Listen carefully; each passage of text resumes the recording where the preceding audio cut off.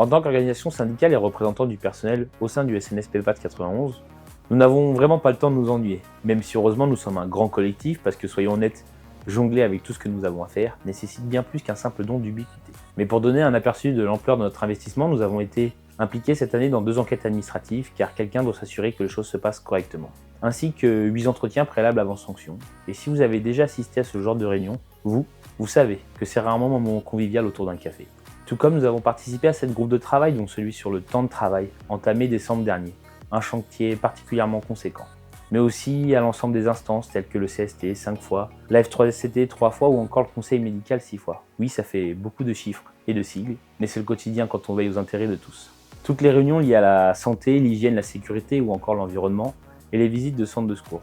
Parce que garantir de bonnes conditions de travail et des environnements sûrs pour nos collègues est une priorité absolue.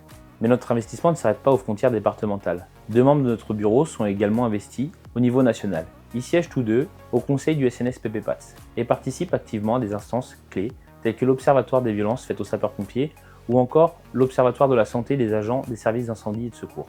Ils sont également impliqués dans plusieurs commissions nationales, notamment celles dédiées au développement et au budget des services d'incendie et de secours. Cette présence nationale est un véritable atout pour notre section. Elle nous permet de bénéficier d'informations fiables, crédibles, rapides et de porter haut et fort les revendications des agents du SDIS 91 à l'échelle nationale. C'est un cercle vertueux. Nous amplifions à la fois la voix de nos collègues tout en apportant à notre département des perspectives et des solutions construites avec une vision d'ensemble. Alors oui, être représentant du personnel, c'est pas ce qu'on pourrait appeler exactement un emploi fictif. C'est un travail de terrain, parfois ingrat, mais essentiel. Et bien sûr, tout cela est accompli avec engagement, entre 2 autres responsabilités, car nous sommes, tout comme vous, des agents du SDIS 91. Ce n'est pas qu'une question de chiffres ou de réunions, mais bien de défendre nos collègues et d'être présents à chaque étape de leur vie professionnelle, quand vous aurez besoin de nous.